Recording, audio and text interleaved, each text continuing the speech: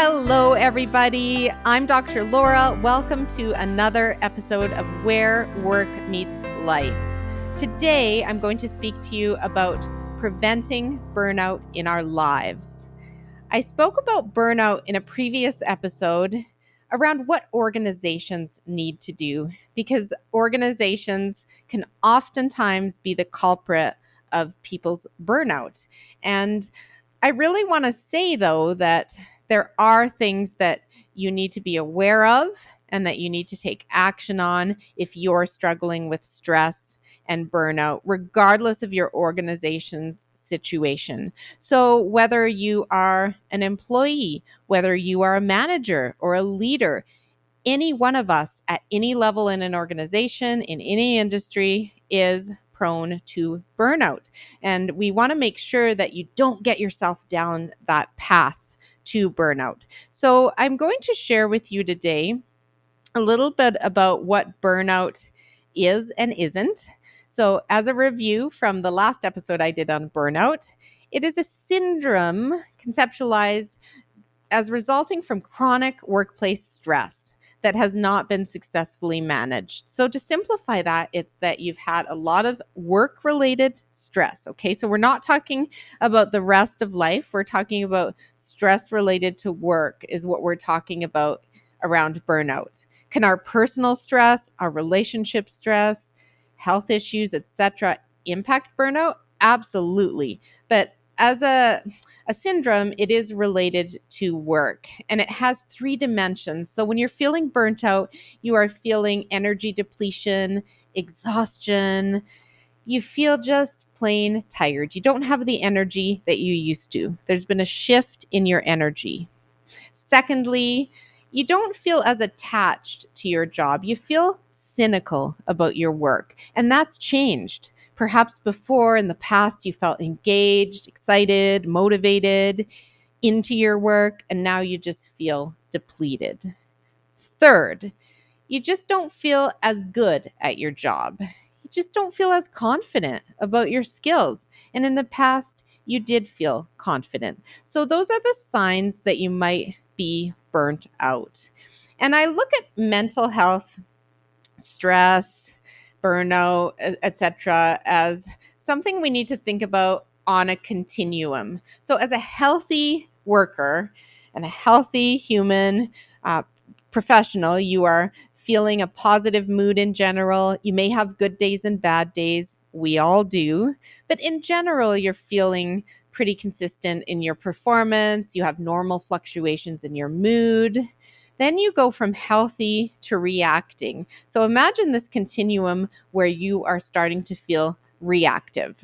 Your fuse is a bit shorter. You're more irritable. You may have some trouble sleeping. And that's one of my first signs is trouble sleeping. Waking up at night, not being able to fall back asleep is my culprit and my sign that I'm in a more reactive mode.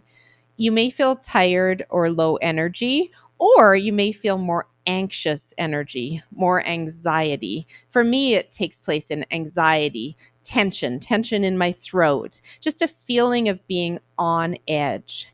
For some of us, we withdraw and we have less social connection in our life when we start to react. So that can be a sign, but just irritable, more angry, short fused. So we want to recognize when we are reacting. We want to be able to bring in wellness. We want to make sure our wellness is top of mind, that we go back to the basics of sleep, healthy eating, exercise, fresh air, and social connection. And social connection doesn't mean that you need to be an extrovert. Absolutely not. What it means is you need to socially connect with others in whatever way it supports you. And it can be one-on-one, it can be virtual or face-to-face, but maybe it's just a conversation on the phone with a good friend or a sibling. That could be your way of connecting. Not all of us needs to be a social butterfly in order to be, having social connections out there. But when we go from reacting to injured means that your anxiety, stress, anger, depression, etc., has set in. It's set in, it's made a home, and it doesn't feel like it's going away. You may feel fatigue, you may feel a constant energy drain, you may feel aches and pains. Oftentimes, when you're injured, it affects your body in some way, whether that's tension in your neck, whether that's blood pressure, whether that's a lot of trouble falling asleep, staying asleep, and you just don't feel like doing the things you used to. So dragging yourself to the gym would be a monumental effort at this point when you're injured. You may feel a hopelessness in terms of, I'm never going to get out of this, and I don't really feel like seeing anyone or doing anything. All I can bring myself to do is work and then go home and sleep. Like, those sorts of thoughts can really show that you're injured. And I would encourage people who are injured, or if your loved ones are injured, that's a point where you really need help. You need your team helpful to jump in and support you. And team helpful is different for different people, but that could be your therapist. I think it's important for everyone to have a therapist at different points in their lives. I think that having a family doctor and making sure you see that doctor when you're feeling injured, making sure that you see other providers. And for some of us, it is acupuncture, naturopath, massage. That's another one. Different type of energy practitioners, whoever fills your bucket and helps you to heal. Sometimes it's spiritual interventions, bringing spirituality into your life.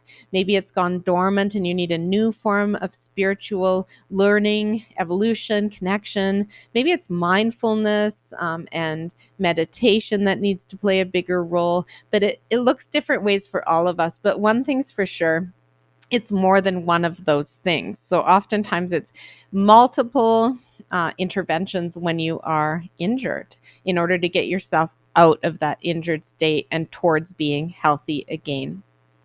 Then the final part of this continuum, which you can see if you turn into the video on YouTube of this episode, by the way, the final stage is illness. And illness is when you have really hit the stage where you can't function. And this is where the medical leave, the stress leave would take place. You might lose your job if you're ill, and you can't function, and it affects the rest of your life. So when you are ill on the mental health continuum, you are mentally ill, you cannot function well in society. Everything takes a hit, and you may feel chronically unwell and not able to get out of bed, or if you can get out of bed, you just feel like you're going through the robotic movements of life.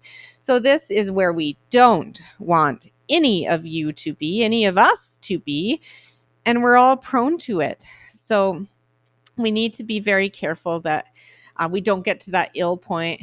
And if you get to that ill point, that's rock bottom. There is a way to get out of that. There is a way to get well again, and it'll take baby steps, and it'll take lots of interventions and an open heart and mind to be able to get the right helpers into your life. So mental health continuum, that's important when we're talking about burnout. And when you have changes in your mood, your productivity, your sleep, your energy, anything that changes from the way it was is a sign that you're going down the wrong way of this continuum, and we need to address it. Don't be too hard on yourself, but use it as a siren, a warning sign. Maybe the smoke detector's gone off in the house. Okay, there's some smoke here. There's not a fire yet, but there's some smoke. Okay, let's deal with the smoke before it becomes a fire.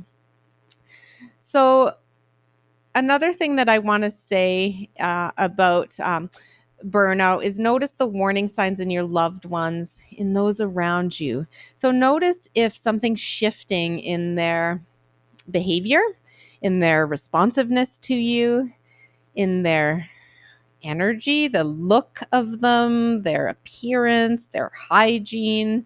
Notice if they look like they've been crying, if they look like they're about to tear up. So some of us hold our tears in, others show tears and they have trouble holding the tears back. And I remember when I was a kid growing up, I would always cry easily. I was a highly sensitive soul, still am, but I have learned to control the crying in most cases. But in school, if I was hurt, I just couldn't help myself. So it was really embarrassing, and I'd have to go to the washroom, have a good cry. But again, people who are looking like they're tearing up and stuff, that's something to say, how are you doing? I noticed that you're looking sad. Are you okay? Is there anything I can do to help?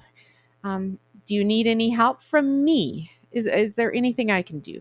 And that goes a long way. And some people will say, no, I'm fine. I'm fine. But the fact that you asked matters. And maybe, just maybe, they'll open up to you and you'll be able to get them referred in the right direction. You do not need to play counselor or psychologist. What you do need to do is care enough about people to ask how they're doing and to point them in the right direction if and when they need help.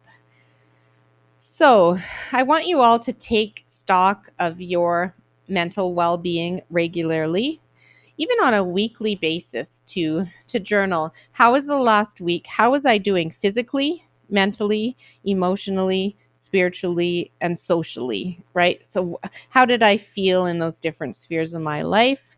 And what could be better next week? So paying attention to your energy and capacity, and knowing that if last week wasn't so great, next week can definitely be better if I put things into action. So a personal wellness plan is about creating the habits and best practices on a daily and weekly basis. And I always say it's about setting small goals on a daily basis that you can tackle. And those things can be as simple as going for a walk, getting fresh air. They can be doing a 10-minute meditation. They can be taking 10 minutes to stretch. They can be cooking a healthy lunch. So again, there's different ways of playing out a personal wellness plan. But I want you to really think about, it's those little things on a consistent basis that make a big difference.